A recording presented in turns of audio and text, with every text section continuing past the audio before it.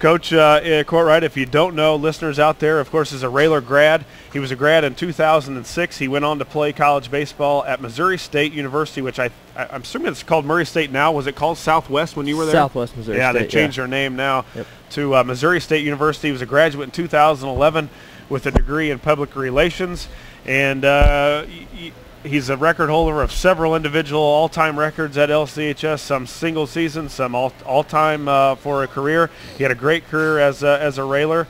And, Kurt, we want to talk about not only you being a Railer, but going on, a lot of people don't get to follow it. It's not a baseball or a basketball. It's not football. I was a college baseball player. It isn't followed as much in the paper. But talk a little bit about your experience real quick before we get into your coaching and the team this year. Your experience playing at Missouri State. Right. It was difficult, to be honest. The first couple of years, I didn't get to play as much, and I wasn't quite used to sitting the bench. That was a big thing. And I think for the first time, I kind of failed for the first time my first couple of years, and I didn't know how to handle it, didn't know how to handle adversity, and baseball is a game of failure. So I kind of had to just get through those first couple of years and learn from it. And my junior and senior year, thought I had pretty good years and overall a good career. And not only helped with your education, some scholarship money, those kind of things, but you get to continue to play something that you love, and was kind of led you. You got the job here your first year as a Railer head coach.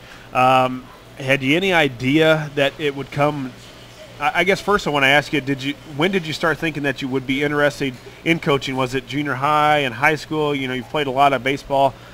When did you think that, hey, maybe one day I'd like to help some people that, I got help by coaches that helped me, and I want to try and do it, to some other kids, especially from the school that I went to. Right. Well, that's exactly it. So when I was in high school, I always knew if I was going to coach, I wanted to come back here to Lincoln. This town means a lot to me and did a lot for me. So like I said, I wanted to come back. It's a special place. I love it. So I guess, about in high school I realized it, and then even when I was in college, I didn't think it was going to be this quick, to be honest. I was hoping I was still going to be playing. That didn't work out. But then, a situation comes up where the job was open and went for it, and just real happy I got it. Sure. First year as the Railer head coach, just a year removed from Missouri State. And, I've been there coaching baseball and basketball, and there's some things that, going into this thing where, I felt maybe a little bit of pressure. What was maybe your biggest concern coming into a first year, a head job, of hopefully being successful? Right. I think just running it, I'd say, in a classy way. That was my biggest thing. Obviously we want to win at all levels, but main thing is, I just want to be a high-class organization or a program, and just, kind of teach the kids the right way to play the game. That's kind of where the pressure comes from. You and me talked just personally before the season, and you had a lot of expectations of being a coach and going into it. How has it met those expectations, or how has it been different than what you thought it would be going into the season? Yeah, not really. I think I was pretty prepared for it. I just, you play so much, you see what the coaches go through, and I'm one of those guys that observe everything. So I kind of knew. I'd say the biggest thing is the media. That's the biggest trouble after the game. You get done at 6 o'clock, and you get home by 8 after doing the field or doing all this, and then you got to get the stats in. Travel. On the bus back, and you got to get the stats in by 9.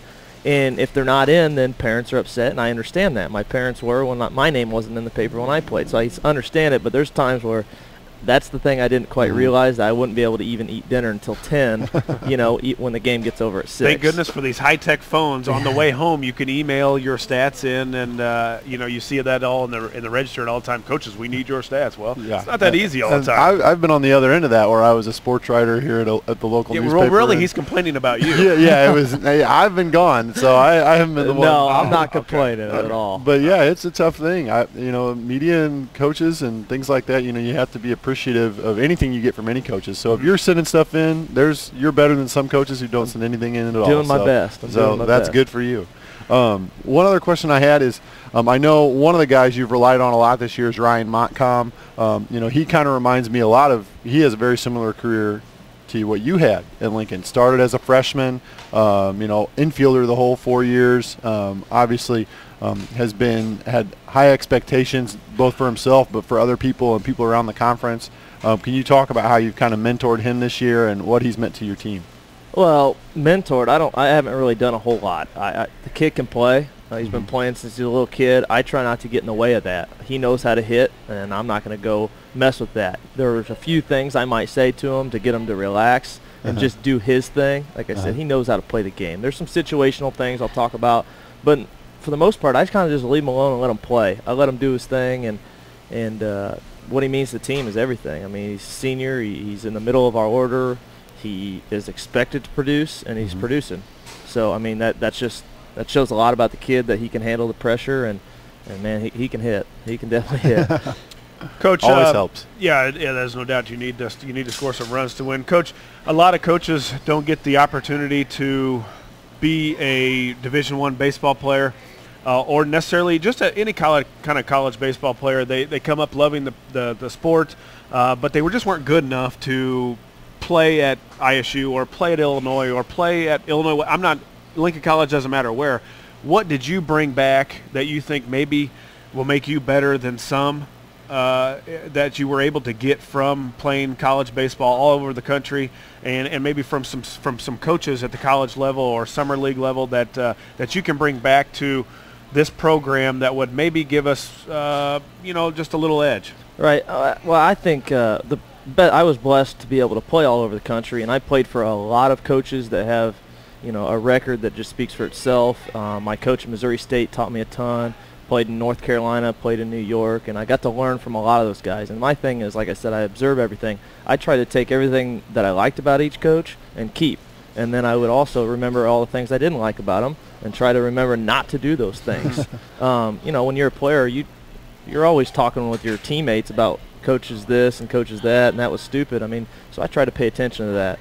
The one thing I learned at Missouri State from my coach was, the game's got to be fun and relaxed and loose regardless, and I'm really trying to do that. I'm really trying to push that the game's supposed to be fun.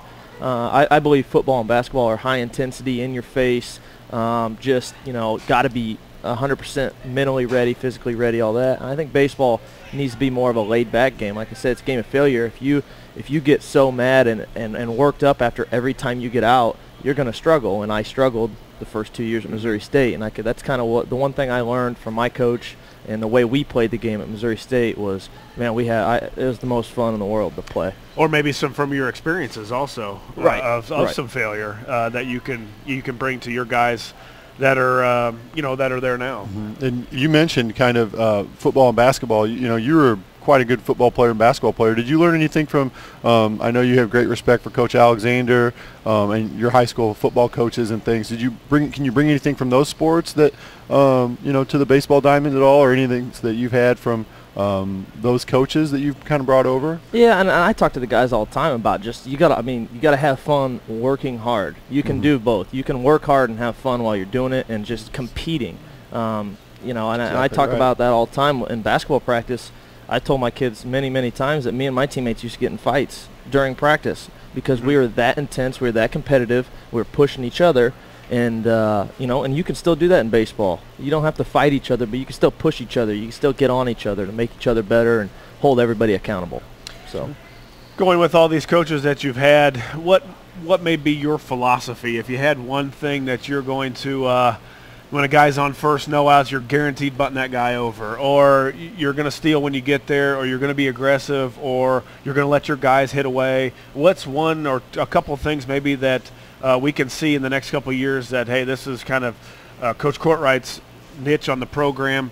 This is what he's going to do. We're going to pitch it well. We're going to play defense well. And if we score some runs, 2 or 3 runs, hopefully that wins us a game. Right. I think it's going to evolve. I'm still new at this, and I don't know anywhere close to everything about it. I would say, I like to let them hit. I just like to let them swing it and let them do their thing. Let them play the game. Let them win the game, I believe in the saying that the players win the game, the coaches lose the game, and I understand that, and I appreciate that. So, like I said, my philosophy, as long as they play hard and they're sprinting on and off the field and talking and just competitive and just they have to win, I let them just play. Right.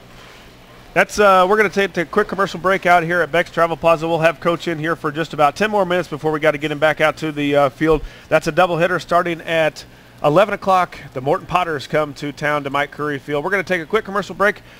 Cheap Seats, 96.3 FM and WLCN on. Now until 10 a.m. out here at Beck's Travel Plaza, you can enjoy Dollar Godfather breakfast pizza slices and free fountain drinks until 10.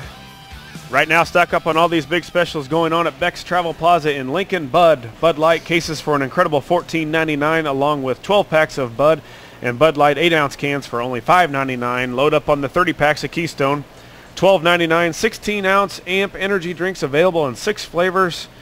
There are only 2 cans for $3. We're here now live at Beck's Travel Plaza, located next to the Hampton Inn in Lincoln until 10 a.m. Stop by and grab some pizza and a drink, and you can say hi to Josh Komnick along with JT24, Justin Tierney, and the head baseball coach out of Lincoln Community High School, Mr. Kurt Courtright, has joined in. We've got to let him go here in just a couple minutes, but I wanted to get to a couple things, and he's got a fundraiser going on we're going to talk about real quick. But Kurt, we get into the season just a little bit. Off to a good start. You've talked about here just off air. We've had a little rocky stretch here. Dropped our last 4.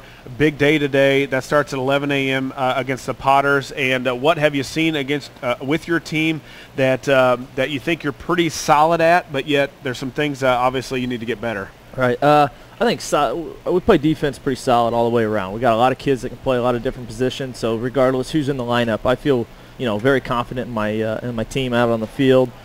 Pitching has actually picked up a little bit, but our bats have kind of cooled down, and and that happens. I understand that through all the teams I've been with. Sometimes your team goes in a slump, and it's not fun, and it's kind of tough to go to the field every day and be ready to play when that happens. But you just got to battle. You got to grind it out, and just do your best to just start hitting a little bit and scratching some runs crossed. And I had a question. I've watched several college baseball games. I played it. You played it.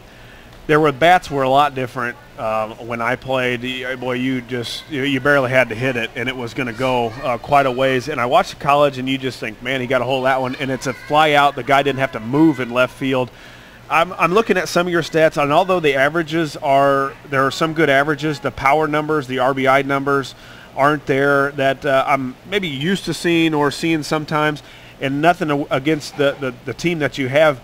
How much have the bats changed the game where you don't have those guys that are 6'3", 200 pounds in high school trying to hit it over the fence? They're basically trying to hit it the other way and get maybe doubles at the most. Right, and I know that because I'll tell you what, I told the guys just yesterday, I said I feel bad for you guys for having to swing this. I've watched. I thought they were swinging wood. Yeah, and I've gotten in the cage a few times and had them throw me a couple balls, and there was times where I thought I really hit it well and it didn't go anywhere. And I'm like, wow, I mean, it's just totally different.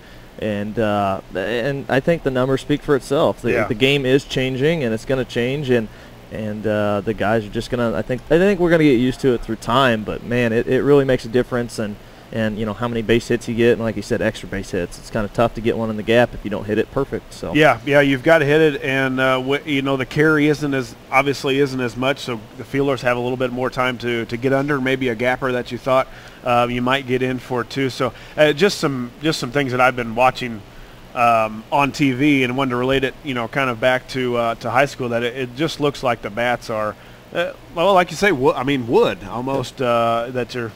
You don't get that pop that high school, I think, needs because they haven't hit the weight room as much. Really. Right. Yep. Absolutely. And the one thing I've noticed too is it really exposes your swing. If you have a long swing, it exposes it. If you're in the zone and out of the zone real quick, then it exposes that as well. The barrel used to be the sweet spot on the barrel used to be quite a bit bigger than what it is now, and moved in. But Coach, what do you got left here in the season coming up? Morton today, of course, maybe the best team. One of the better teams programs in Illinois coming up next week in Chatham. You've got your regionals. Talk a little bit about what you got. What do you got to do to hopefully get to that regional and make some noise? Right. Well, and I've talked to the guys. The one thing about our regional seedings, we got Normal West who's a very, very good team, and they're in our regional. So I keep telling the guys, let's work towards that. Everything we do every day, every game. Let's not worry about wins and losses. Let's just worry about preparing for them, and we've talked about this at the beginning of the year, the only thing that matters is postseason. Sure. You know, I don't care. You can go, you know, 20-10 in the regular season, but if you lose your first game, it don't matter. Right. And I know that from other sports and everything else. So everything we're doing, we're just preparing for Normal West or Bloomington or Muhammad Seymour, who's in our regional, and we'll just go from there. You might ask, one thing that we talked about this a little bit earlier and a little bit off the air is, you might ask Mr. Montcalm to recall his freshman year. That team had struggled during the year, but they got hot at the right time, and they made it all the way to a sectional or super sectional, I believe. I think they ran into Chatham the year Chatham got second in state, and they had been below 500, but they got hot at the right time, hit a streak. It was just it was crazy. I was the sports editor at the Courier at the time, and man, they were just an up and down team all year, and they had just seemed like you never knew what to expect. And then sure enough, at the end of the year, they won 12 in a row. So to your point, it's all about how you're playing. Right now is key. If you guys can get it turned around, you could be on a wild ride. Right, and I agree with that too. Baseball is, you get hot at the right time. I mean, you look at the Cardinals last year, or any other team in any sport. If you get hot at the right time, you know, that matters. And another thing I keep telling the guys too is, you know, the Yankees don't win it every year, even though they might have the best talent on the field every time.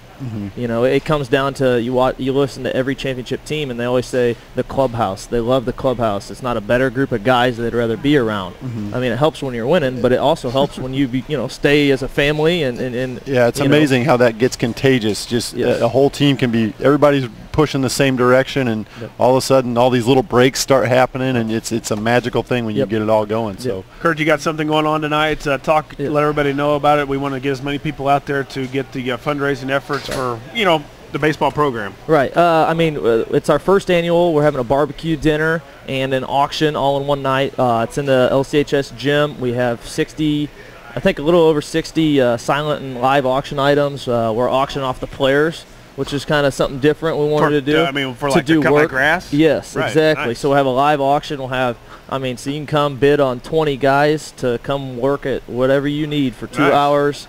So we're kind of just trying to incorporate different things and not have the same type of fundraisers over and over and over. Trying to do something a little different. All the Heat teams will be there. All the Railer teams will be there, and we're going to have a game for the kids, like a speedball that you see at the fair, giving away little mini bats and signed jerseys, and giving away a lot of apparel, and we're going to have plenty of door prizes and desserts and all that. So what time and where at again? 5 to 8:30 in the LCHS back gym, and free to come. And then if you want to eat, I believe ticket is $15 for one, or $20 for two, $30 for three, and so on, $10 increment. So not a bad deal. Like I said, if you just want to come for the auction, it's 100% free to get into, and just come and check out everything. Spend some money. Yeah, that would be nice. And that's right. That's a real cool thing for you to put together as your first year as a coach. That's something they've never done before. That's great stuff to get community involvement. Of course, getting kids out there too, letting them interact with players and things like that. That's awesome. That's one thing that I think Coach Alexander's doing really well with the basketball program. So it's good for you to kind of bring that kind of stuff over and have an event like that. That's awesome. Right. Yep. And we just hopefully it goes well and grows from here. So. Everybody come out. That's at LCHS 5 to 8:30. Correct. He's got it. Hey, he's got to go get 2 W's for us here. Just a quick minute. 11 o'clock start out at Mike Curry Field. Norton Potters are in town. Coach, thanks for coming in, and hopefully we can have you in again when we get right into that regional time. Sounds great. I appreciate it. Thanks Good luck to the Railers. Yep. Thank you. Thanks, Coach, for coming in. We're going to take a quick commercial break out of here at Beck's Travel Plaza, 96.3 FM and WLCN online.com.